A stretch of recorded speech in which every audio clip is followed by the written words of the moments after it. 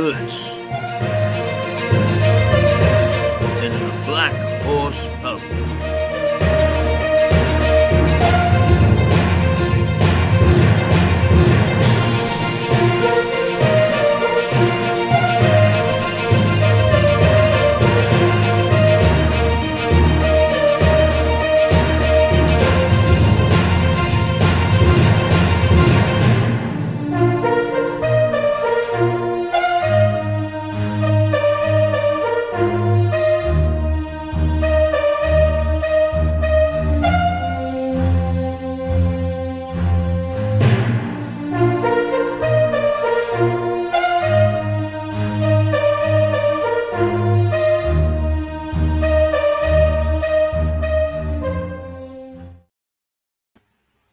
With the last person out, please switch off the sun.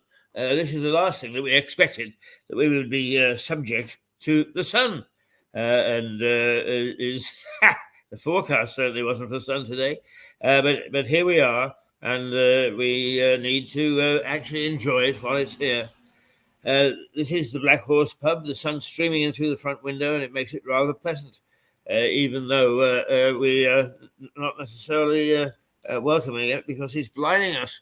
But we're going to actually go back in time a little bit to the bloody past of a tiny town, continue our series, our documentary series, and this is episode 5. So let's enjoy that and get the sun out of our eyes. Get the sun out of our eyes. Oh-ho.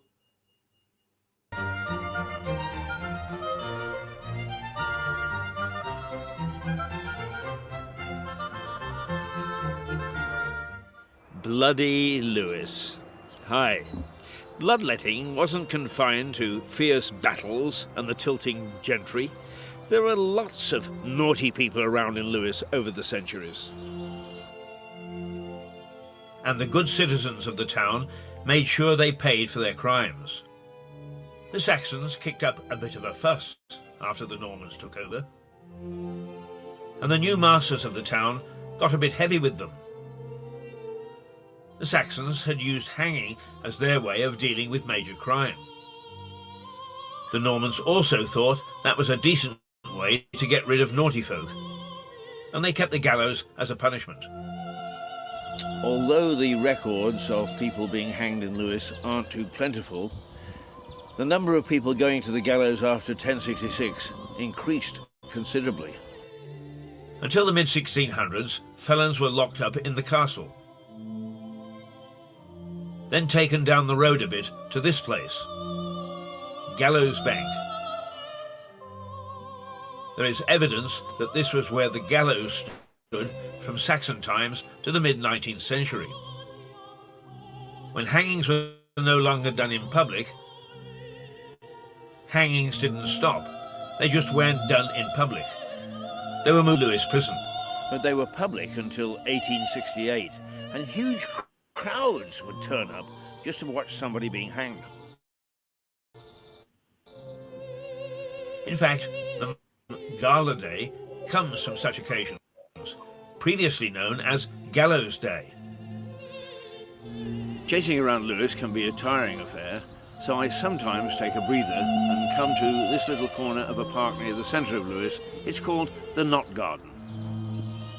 I had no idea what a knot garden was until I spoke to a gardening expert. It's a garden of symmetrical design, as you can see. These breathers give me a chance to think about some of the stories we reported on, thought about, perhaps even enjoyed. I've just come from Lewis prison. I've reported many times on the Russian prisoners held in the old naval prison. It's hard to forget them because there's a monument erected to them in the churchyard of one of our churches, St. John sub Castro. These prisoners seem to have overshadowed the 300 Finnish prisoners who were held in the new Lewis prison. They were from the same Crimea War in 1853. They fared better than their Russian counterparts in the old naval prison because they were repatriated quite quickly, and history seems to have forgotten them. One of the Russian prisoners went over the wall, and caused a nationwide manhunt. When he was eventually found, he was in a pub just next door to the prison having a tot of rum. He'd forgotten just how nice it was to have that glass before his bedtime, so he went and found one. Norman justice was pretty fierce and pretty swift. But they did introduce an early version of the 12-man jury system. So the baddies of yesteryear were given some sort of chance. While hanging was the flavour of the day, there was also a way of avoiding being strung up if you chose trial by ordeal. I must say, I think that trial by ordeal was thought up by a mischievous bookmaker. Certainly the odds were heavily stacked against the victim. There was trial by fire, trial by water, and trial by combat. By fire, the accused had to pick up a red-hot poker or bar. If the wound healed, then the verdict was innocent of all charges. But if infection set in, then guilt was proved, and he returned to the noose. By water, the accused was bound hand and foot, thrown into the pond and told to swim. No breaststroke, just bubbles. Innocent. Sorry about that. The ducking stool was a more genteel version for ladies, but the results were much the same. Float, guilty, off to the gallows. And if you were well bred, you had the best odds of the lot. Noblemen would fight often to the death in combat with their accuser. The winner of the battle would be considered to be the one that was right. It was 1215 when trial by ordeal was replaced by trial by jury. 12 good men and true. The castle as a prison wasn't a huge success. A number of prisoners went in through the front door and then decamped via the back to the river in the hope of catching a boat out of town.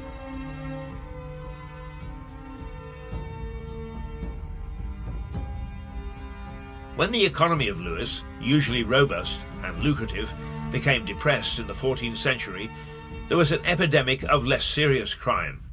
People became desperate during these hard times, and in 1396 the parson of St. John's was charged with robbery from Hamsey Church, but was later granted a king's pardon.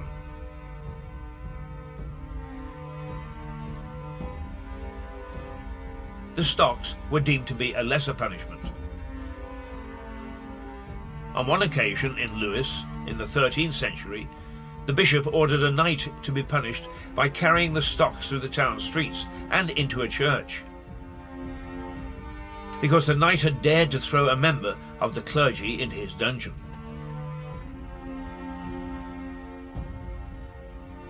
The Lewes stocks stood next to the gallows. I don't think this was by accident.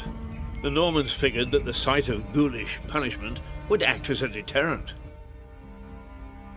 Sitting in the stocks would have given lesser villains an opportunity to view dead men dangling from the rope, bodies rotting in the gibbet, or people hobbling around, limbs severed, mutilated as a punishment.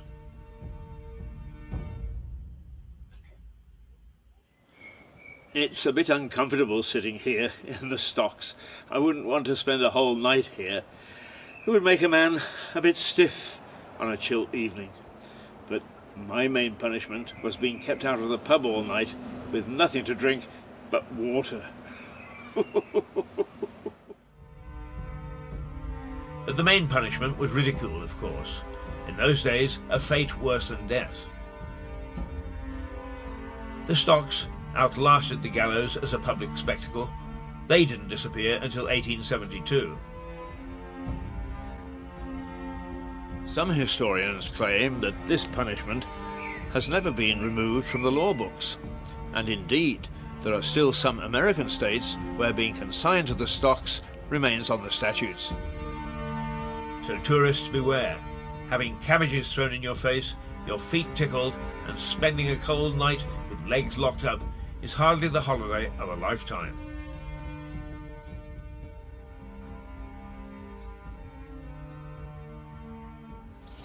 At last, I'm out of the stocks. Time for a drink. Ordeal by beer. Bliss.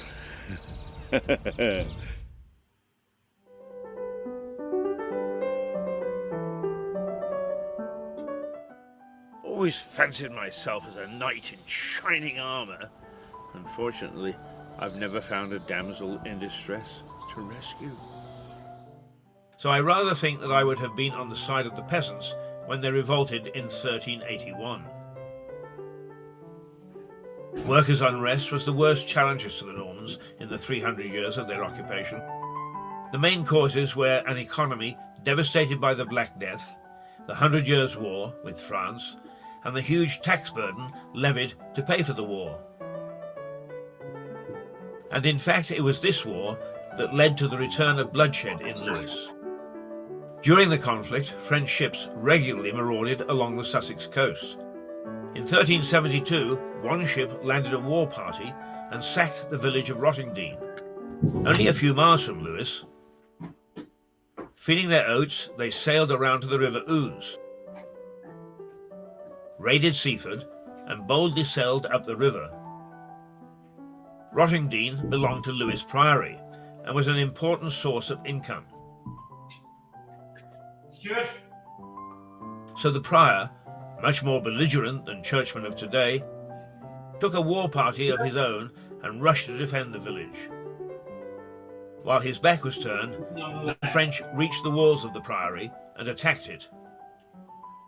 While a Cluniac priory practiced simplicity of life, it was loaded with treasures, a fact not unnoticed by the French. I've always called them vandals. Well, we would certainly agree here at Lewes because they destroyed this most magnificent church. We had 2,000 beautiful manuscript books in our library. We know that was documented, and they were all ruined. The buildings were systematically destroyed over a very short period of time. So yes, we would say they were vandals. And the reason that the church was totally destroyed is because this was a very significant church. Since the dissolution, the buildings have been used for all sorts of different storage. People in Lewes have used the stone, taken the stone to build buildings throughout Lewes. Southover Grange is built entirely of stone from Lewes Priory. So if you look around Lewes, you will find little bits of the priory everywhere. One of the things about fights in Lewes is that one side or the other were jolly well unsporting. The king heavily outnumbered de Montfort at the Battle of Lewes. And now the French had superior forces to the 200 English archers who were left to defend priory and town. The English fought bravely and gave the French a bad time. And in fact, they defended the priory successfully.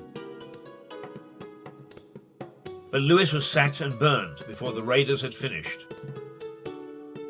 And they left with 3 hostages, including the prior. These 3 fetched a tidy sum before they were allowed back home. Barely had the town got back onto its feet than it suffered another bloody nose. The peasants' revolt in London had turned nasty, and the mob had broken into the Tower of London, killing several of the king's top men.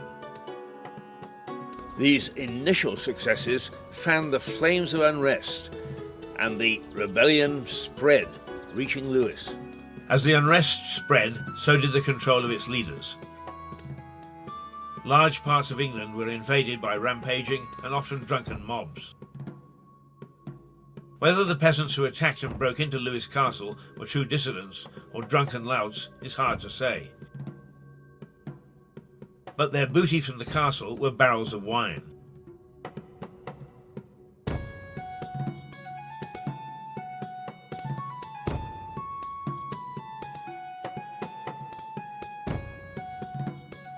"63 pubs. Oh my goodness."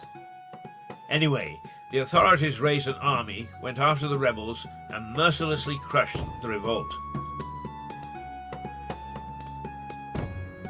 A subsequent uprising, for much of the same reason, again caught Lewis in its net.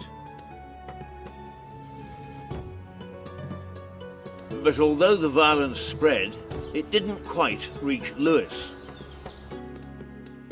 Jack Cade, who hailed from Kent, whipped up a mob of middle-class country folk to try and break corruption in the court of King Henry VI in 1450.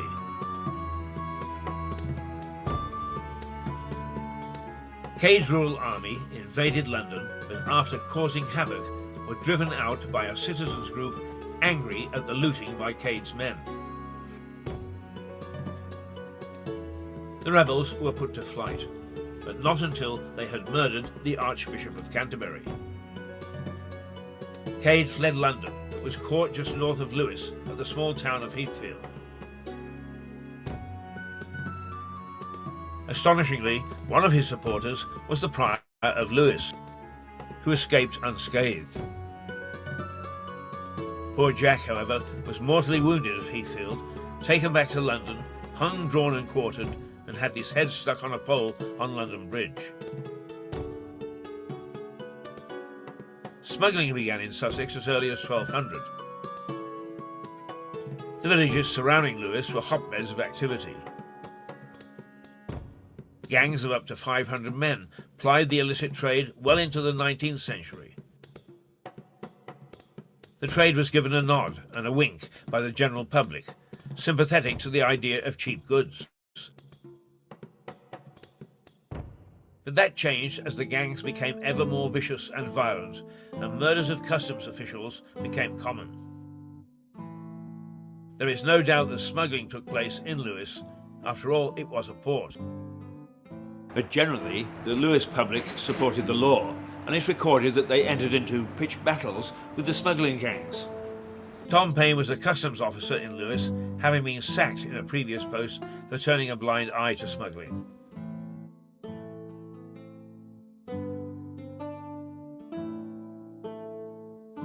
But his time in the job seems to have been without serious incident, and he was free to carry on his rebellious thoughts in the White Hart. Witchcraft is another favourite topic in the bars. Locals will look you in the eye and they'll tell you that evil spirits are brewed in Lewes, even to this day. Witchcraft in the town must be left to another day. But there is evidence that witch trials took place at Lewes Assizes. In 1565, a Marjorie Smythe of Battle was found guilty of witchcraft. She was charged with causing 2 toads to kill a cow. She was given a year in prison along with time in the pillory. 2 years later, a Newark lady, Agnes Baldwin, was found guilty of killing 2 pigs through witchcraft.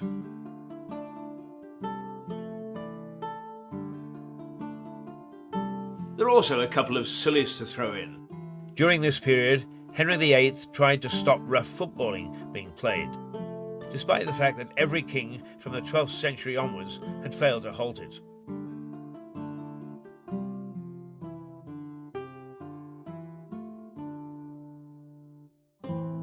Oliver Cromwell banned the eating of mince pies on Christmas Day in 1654. He thought that gluttony distorted the human figure. Well, this isn't exactly a mince pie, but no, I'll leave it till later. But you know, that law is still on the statute books. Ho, ho, ho. Ding, dong, ding, dong. That's the sound of a church bell. But it's nothing like the ding-dong that went on for centuries over Lewes Assizes. The Assizes from Saxon times were situated in Lewes, and as Lewes had 2 mints and Chichester only 1, Lewes was the more important town. But the church put down its marker in Chichester, and so the town demanded that the Assizes should be located there. Lewes protested, and the court changed place several times. But they ended up back in Lewes for good. This is the present Lewes Crown Court.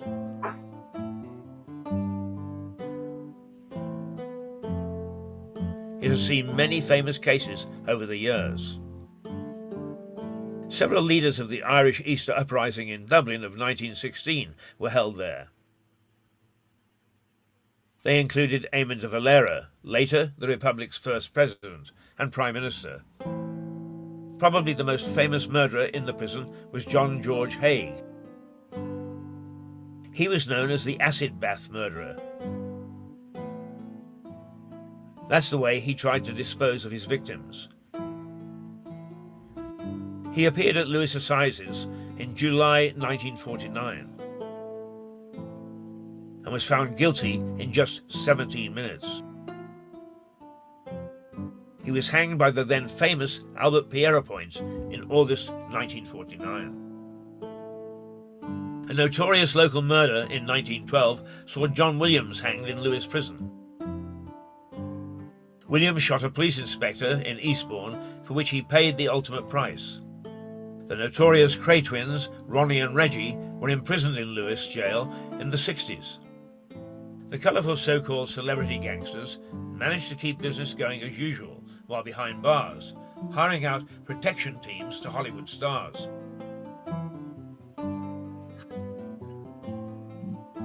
Frank Sinatra hired 17 of them from the Krays.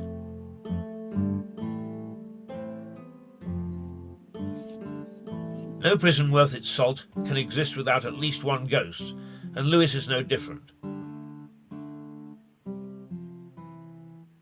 Local gossip has it that one of the corridors is haunted by a man in Victorian-style prison garb.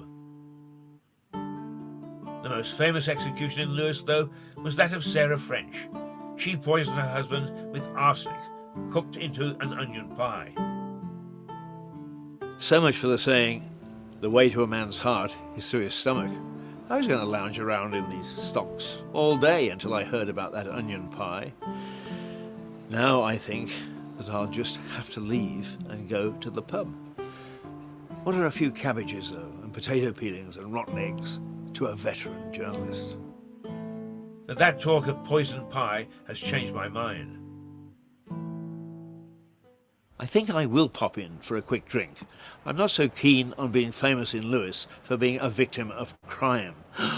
Lewes! Drink, here I come.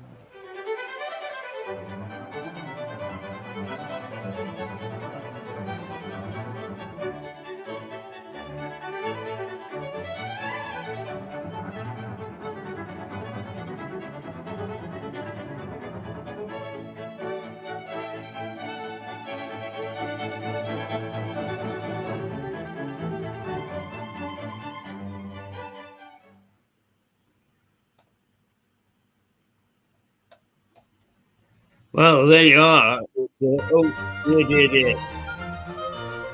Shouldn't have done that. We do have fun games, don't we, with this stuff that it's supposed to remove. And if I have to lean forward because of this wretched sun. There. It's removed. Damn you. Right, okay.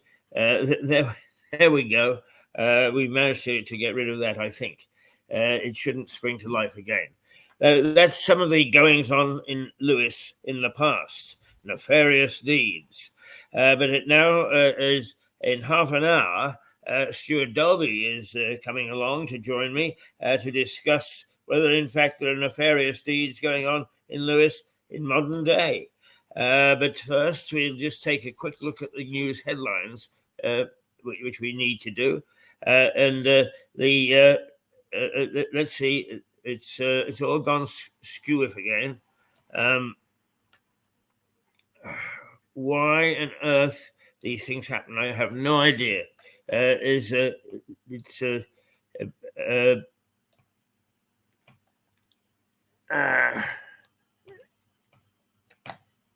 I really don't know, is the answer. I must confess, we've got clapped out old equipment because we're a new company. But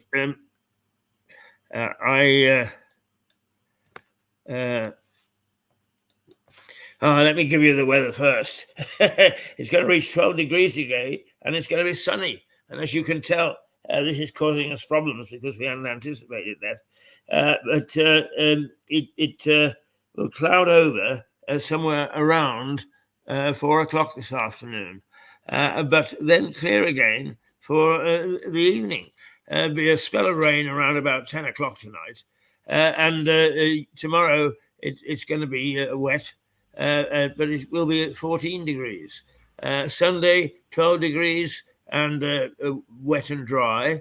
Monday, 12 degrees, wet and dry, and back to wet on Tuesday, but still 12 degrees.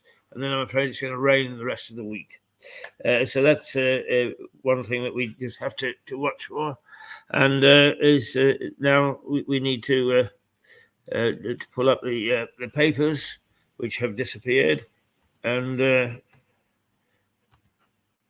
just go through those.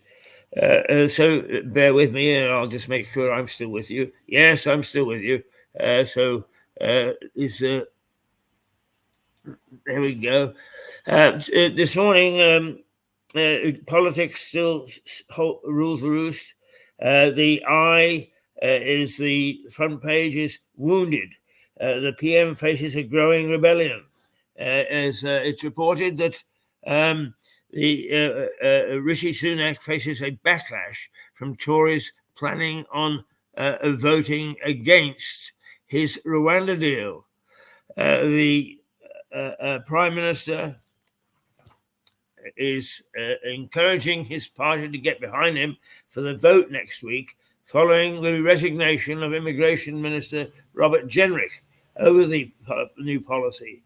Elsewhere on the front page, Greg James asks readers to pray for his marriage ahead of the release of the new Grand Theft Auto game. Oh dear, oh dear, oh dear. How strange. The Guardian, Sunak fights to hold the Tories together over the Rwanda plan. The Guardian also leads with the Prime Minister battling to hold together the fractured Conservative Party amid speculation he could face a challenge to his position. It says, with Labour stating it will oppose the bills, only 29 Conservative MPs would be needed to vote it down. Poet Benjamin Zephim smiles on the front page as the paper reports his death at the age of 65. Indeed, Richard Barton mentioned that this morning in his program, in the early morning program with Philip Drew. The Times, Rwanda plan risks failing, top lawyers warned Prime Minister. Lawyers have told Rishi Sunak the Rwandan scheme would be seriously impaired from working because it provides an easy way for migrants to avoid being deported. Also on the front page, singers Dua Lipa and Adele, oh, that shows my musical knowledge, are pictured at the Hollywood Reporter's annual Women in Entertainment Gala, hosted in Los Angeles. The Daily Telegraph, ousting the PM would be insanity, says the Tory chairman.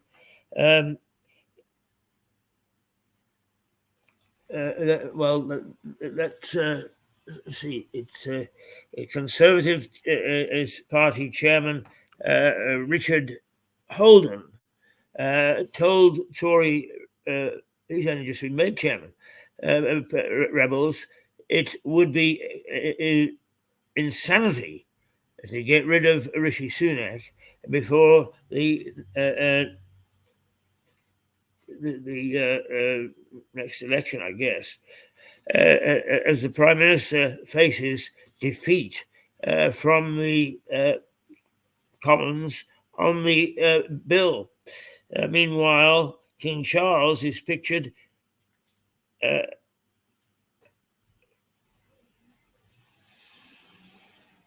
emulating Father Christmas in a surprise visit to Ealing Broadway shopping centre. Oh yeah, well done, Charlie. Yes, may I interject for a second? Yes.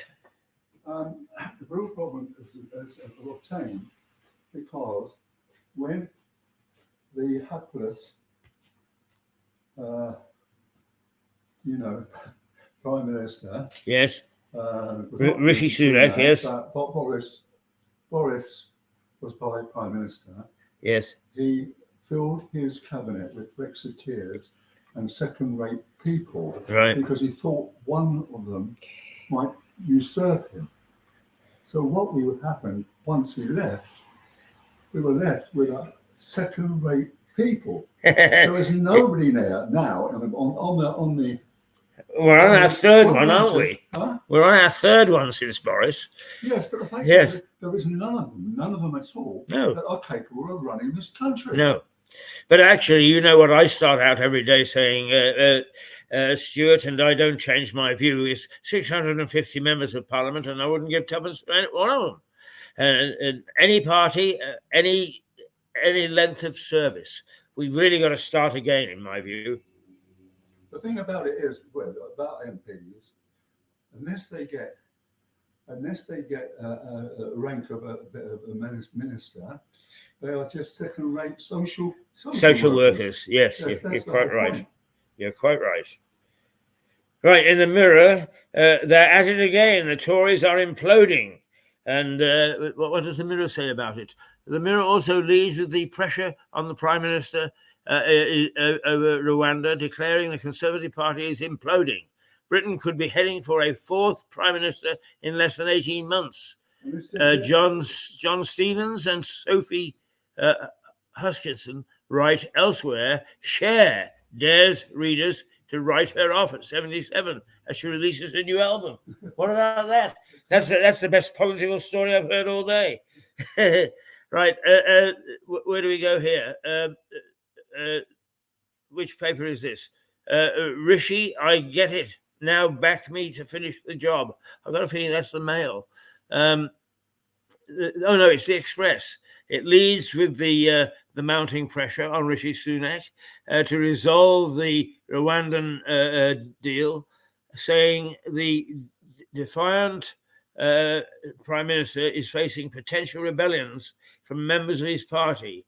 An image of the Princess of Wales taken from a promotional video of a carol service at Westminster Abbey is teased on the front page ahead of its broadcast Christmas Eve at 7:45. Well, look, you think about the very first right type ministers who've been resigning or actually being pushed out have values of Genghis Khan, for God's sake. Yes, I know. But I mean, actually, Harry Atherton makes the point is that everything has shifted now, Stuart. Nobody knows what's right, what's left, or what's in between. Quite so. And I mean, in this district, we are being led by people who haven't a clue what the hell it's all about. It's endemic throughout the country. I think we need an entire shake-up. Well, particularly in Lewis, we've got the most incredibly incompetent, actually, district council. Yeah, well, I think that actually what they are doing is they're trying to get boxing bouts going to entertain the public with their decision on Boxing Day. Well, now look at the Green people. They've actually cancelled the hunt. Yes, Boxing Day. That's right. And putting barrels down. And why is that? Because they think we're being green. Yeah. What's it? I know. It bears belief that people can be so naive and be in charge. Right, on the Metro, the Family Fury as the coroner links reports to suicide. Ofsted's brutal inhumanity, it says. And basically, Ofsted's brutal inhumanity is the Metro's way of saying the inquest of head teacher Ruth Perry, who took her own life while waiting for an Ofsted report to be published, the coroner says it cannot be ruled out that the inspection contributed to her death, and said at times it was rude and intimidating, the paper says. Now here's the Mail. Minister immoral to threaten jail over licence fee. Apparently a minister has said, the Culture Secretary, Lucy Fraser, has said it is morally indefensible to jail people who do not pay their TV license fee. Writing in the paper a day after a £10.50 rise in the annual fee was announced, she says a review into the BBC's funding model will specifically look at the issue of criminal prosecution of the license fee. The paper also reports that Philip Schofield refused to speak to the ITV inquiry over an affair he had with a young male colleague. Oh dear. The Sun, ITV This Morning dossier, staff too scared to speak out, it says. The Sun reports that junior staff at ITV were too scared of losing their jobs to speak out before former ITV presenter Philip Schofield, before his affair with a young showrunner was revealed. The paper and also carries a piece on Rwandan headlines. I'll finish the job on boats with a photo of Rishi Sunak. Dear. Right, the Financial Times, have to be serious. This is Stuart's paper. Labour enlists 10 city advisors to help cement confidence of business sector. Right, so they are paying attention to some sort of business, I suppose. The Financial Times leads with the Labour Party enlisting 10 city advisors to help cement confidence of the business sector. Speaking to the broadsheet, Shadow City Minister Tulip Sadiq said the party was embracing the city and was working hard to end the perception it was sneering at business. Elsewhere, a woman stretches out her hand in despair amid the rubble of a collapsed building following an Israeli assault on Gaza. The Star, airport smuggler is caught with half a zoo down his undies. It says, is that a prairie dog and 2 otters in your pocket?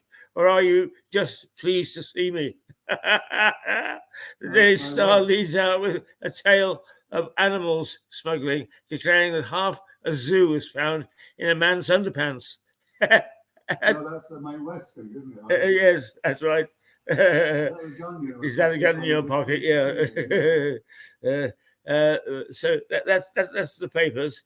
I've read you the weather report. Just once again today, 12 degrees and sunny and a gentle breeze.